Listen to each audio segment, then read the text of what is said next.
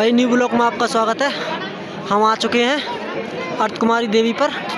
देख सकते हो अब थोड़ी सी चढ़ाई रह गई वहाँ के लिए। और वहाँ वैष्णो देवी मैया वो बैठी है वहाँ, देखो यहाँ पर आ चुके हैं हम।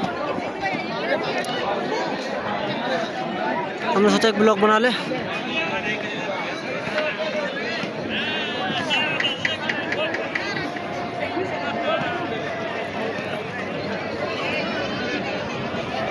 देख सकते हैं भाई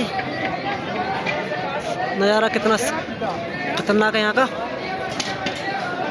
मैया की कृपा से हम यहाँ आ चुके हैं। वहाँ वैष्णो देवी मैया यहाँ से 5 किलोमीटर दूर आई और अभी बस फिर पहुँच जाएंगे हम।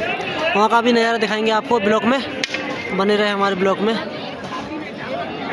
चलते हैं हम अब। ये हमारे दोस्त बैठे हैं सारे, हम इनके साथ आए थे घूमने के लिए। हेलो भाई, कैसे हो आप सब लोग? हाँ भाई